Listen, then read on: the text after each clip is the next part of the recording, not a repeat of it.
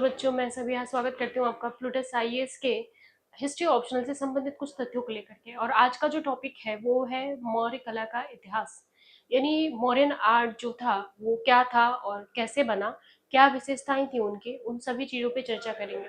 सबसे पहले सवाल ये है कि कला क्या है ना।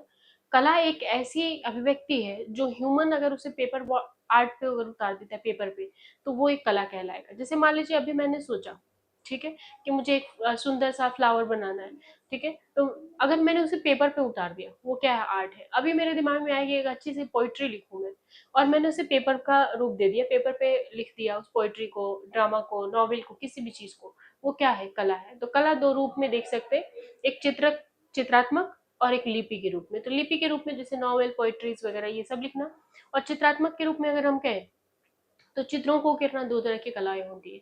मौर्य कला क्या भारतीय इतिहास का पहला काल था? नहीं।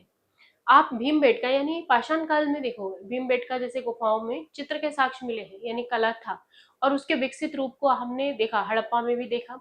लेकिन मौर्य आर्ट जो था, ये अपने चरमोत्कर्ष पे कला को पहुंचाया किसने? मौर्य ने, है ना। इसलिए मौर्य कला का महत्व ज्यादा बढ़ जाता है। तो हम लोग स्टार्ट करते हैं मौर्य कला को।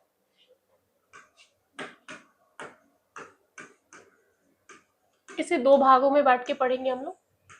एक तो राजकीय, एक है राजकीय कला, और दूसरा जो देखेंगे हम लोग वो था स्थानीय कला, है ना। राजकीय कला या स्थानीय कला, वो भी मौर्य कला में कला को चरमोत्कर्ष पे पहुंचाने का श्रेय जाता है अशोक को।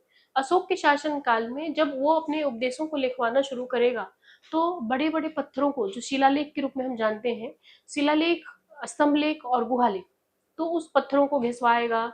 स्तंभलेख जितने भी थे उन्हें पत्थर से घिस करके पॉलिश किया जाता था। इस तरह की चीजें हुई। अलग से किसी रासायनिक पेंट या इसका प्रयोग हुआ नहीं, है ना। तो ये इसकी विशेषता थी मौर्य कला की, कि कहीं भी कलर का उपयोग नहीं हुआ, रासायनिक कलर का नहीं, पत्थर से पत्थर को घिस करके पॉलिशदार बनाया गया और उसे किया गया। और जितने भी आप स्तंभ देखोगे ना, या स्तूप देखोगे, उस पे जो आर्किटेक्चर देखोगे, वो आज भी पूरी तरह से खराब नहीं हुए हैं।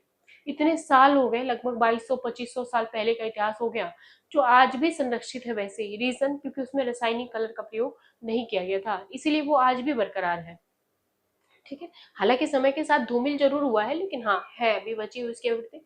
तो राजकीय कला के अंतर्गत हम लोग देखेंगे कि राजकीय कला क्या थी। तो इसमें हम लोग सबसे पहले दो भागों में इसको भी बांटेंगे। एक तो स्थापत्य कला, और एक थी दूसरी जो कहेंगे हम लोग इसको चित्रकला के रूप में। स्थापत्य कला में हम लोग सबसे पहला जो देखेंगे वो था चंद्रगुप्त का राजप्रसाद। चंद्रगुप्त का राजप्रसाद, है ना। चंद्रगुप्त का राजप्रसाद क्या था? चंद्रगुप्त का राजप्रसाद एक महल था, और उस महल का नाम था राजप्रसाद, जो पाटलिपुत्र में था, यानी आधुनिक पटना जिसको हम लोग कहते हैं। यूनानियों ने इसे पोली प्रथा कहा। पटना के लिए कई सारे नाम आए हैं, जैसे कुसुमपुर, कुसुमध्वज, है ना, पाटलिपुत्र, अजीमाबाद, पोली प्रथा। और फिर 1541 में शेरशाह सूरी ने इसे पटना का नाम दिया, जो आज भी है, जो बिहार की राजधानी है। तो वहां के पटना के कुम्हार से खुदाई के द्वारा जो चंद्रगुप्त का राजप्रसाद मिला है, उसकी विशेषता और भव्यता और सुरक्षा की दृष्टि से अगर हम लोग बात करें, तो अगले स्लाइड पे देखते हैं। चंद्रगुप्त का जो फ्रंट द्वार है ना, वो कुछ यूं दिखता है। पटना के गांधी मैदान में एक वो भी बनाया गया है, मैप भी बनाया गया है इसका, एक जीता जागता सबूत की। कुछ ऐसा दिखता था चंद्रगुप्त का राजप्रसाद, यानी पाटलिपुत्र का मुख्य द्वार उसको कहा जाता था, जिसको बनाया गया है कहाँ पे? ये अशोका मेमोरियल हॉल के पास में, गांधी मैदान में।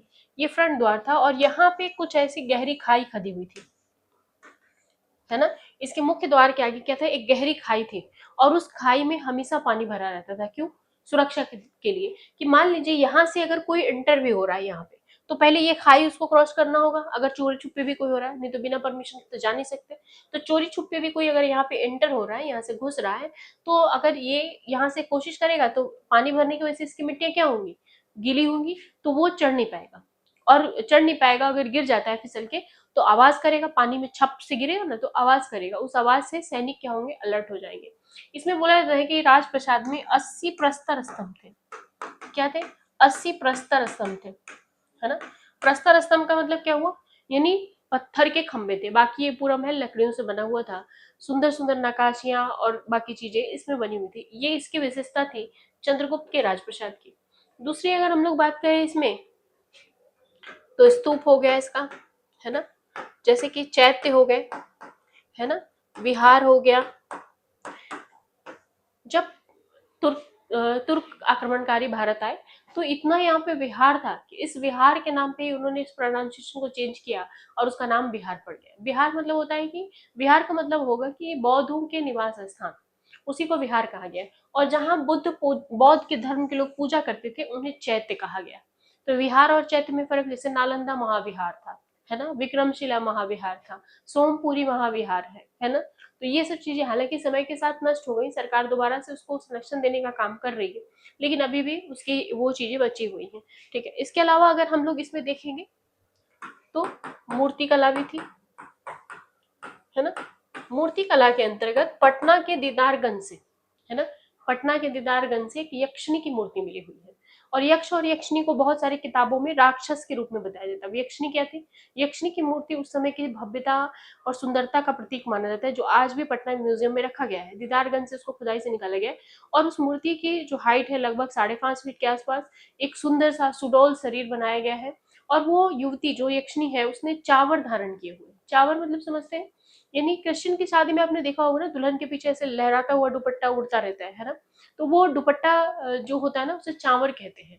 तो सोचिए उस जमाने में वो यक्षिणी ने धारण किया, ऐसे फैला हुआ दुपट्टा, अभी भी उसका कुछ हिस्सा खंडित हो चुका है, कुछ संरक्षित है, वैसे ही म्यूजियम में पत्थर से बनाया हुआ था। तो आप आर्किटेक्चर का एक बेहतरीन नमूना मौर्य काल में देखेंगे जो इतना खूबसूरत था, जैसे चंद्रगुप्त का राजप्रसाद। जैसे कि मैं बता दूं आपको, आप अगर स्तूप की बात करूं तो सांची का स्तूप कुछ यूं दिखता है ना। मेरी आर्ट बहुत अच्छी नहीं है, बट आप लोगों ने नितिन संघानिया वगैरह के बुक में भी देखा होगा, कुछ यूं दिखता है। और इसे बोला जाता है, इस हिस्से को वेदिका, है ना। इसे क्या कहते हैं? वेदिका। यहाँ पे कुछ इस तरह के अशोक के स्तंभ पतले पतले पिलर टाइप से लगे हुए हैं, जिसे हम लोग बोलते हैं क्या?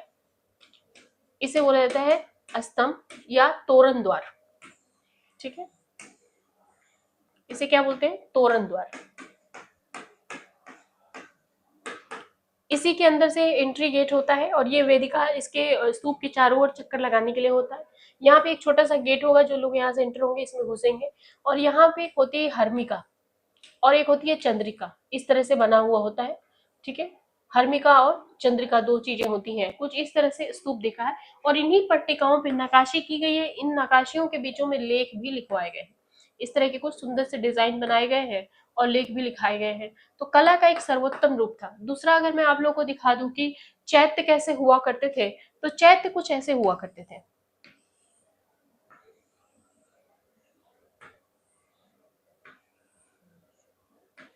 है ना। यहाँ से एक प्रवेश द्वार होता था, लोग एंटर होते थे और ये यहाँ अंदर जाके पूजा अर्चना करते थे। यहाँ पे भी कुछ इस तरह की नकाशी और कुछ लेख वगैरह मिले हुए हैं। ये चैत्य का स्वरूप था, है ना। अगर मैं बात करूं कि राजकीय, जैसे मृदभांड आप देखोगे या प्रस्तर की बर्तन देखेंगे, तो राजकीय और स्थानीय दोनों स्तर पे था। तो राजकीय स्तर वाला जो मृदभांड था ना, उसका स्वरूप दूसरा था।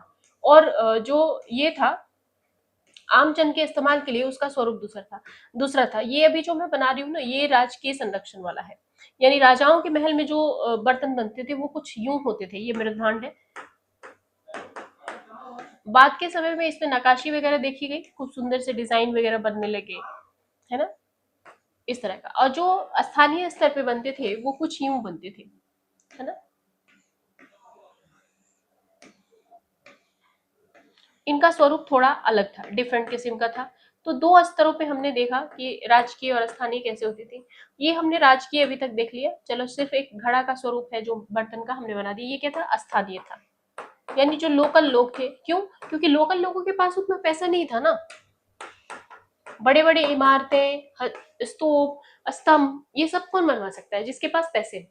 और पैसा था राजाओं के पास, तो राजाओं ने इस तरह के आर्किटेक्चर को महत्व दिया और इस तरह से चीजें बनाई। अब हम लोग थोड़ा सा चलते हैं स्थानीय वाला पे, कि स्थानीयों की क्या विशेषता थी और किस तरह से वो करते थे, है ना।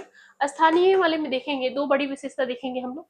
एक तो मटके और बर्तन, जो मैंने बता दिया आप लोगों को। दूसरा ये था कि मृण मूर्तियां, यानी या प्रस्तर, है ना। प्रस्तर या ब्रह्म मूर्तियां, यानी पत्थर और मिट्टी दोनों की मूर्तियां बनती थी। दूसरी सबसे बड़ी स्थिति थी घेरेदार कुएं, है ना। कुएं और पनघट पे भी आप देखोगे खूब सुंदर सुंदर नक्काशियां और डिजाइन की जाती थी, बनाए जाते थे। जैसे घेरेदार कुएं अगर मैं आपको बना के दिखाऊं तो कैसे बनाया जाता था, कुछ यूं होती थी आकृति। मान लीजिए ये कुआं है तो इसके नक्काशी ऐसे ऐसे, कुछ डिजाइन ऐसे ऐसे बना दिया, इस तरह की संरचना होती थी। काफी सुंदर स्ट्रक्चर था और इस तरह से घेरेदार कुएं का निर्माण हुआ। तो ये क्यों किए जाते थे, ताकि सुंदर हो और दूर से दिखे। अक्सर इन कुओं को सफेद कलर के चूना पत्थर से डिजाइन किए जाते थे, ताकि दूर से देखे कि जो अगर कोई बाहर का यात्री हो, कोई पानी वानी पीने के लिए आया हो, तो उसे वो जगह दूर से दिख जाए, है ना। इस तरह से इसे घेरा गया कुओं को और इसे बनाया गया राजकीय आदेश के अकॉर्डिंग ही। उसके अलावा अगर हम अशोक स्तंभ की बात करें कि अशोक स्तंभ कैसे थे, तो अशोक स्तंभ की अगर हम बात करें, अभी जैसे कि स्तूप तो हमने देख लिया, स्तंभ देख लेते हैं। अशोक के स्तंभ जो है, जो आज भी भारतीय जितने भी ऐसे पुरातत्व डिपार्टमेंट वाले देखोगे उस चीज से, तो वहां पे आपको मिलेंगे। तो स्तंभ का अगर मैं बात करूं तो कुछ यूं दिखता था अशोक स्तंभ।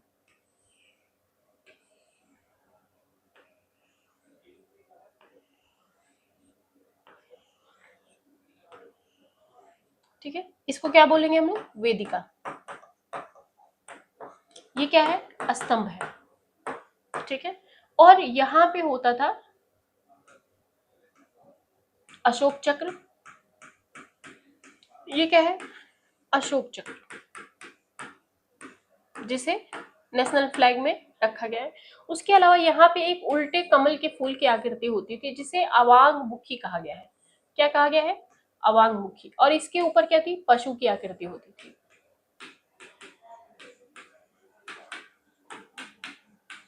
ये क्या था, अवांग मुखी। उल्टे कमल की आकृति को क्या बोलते थे, अवांग मुखी।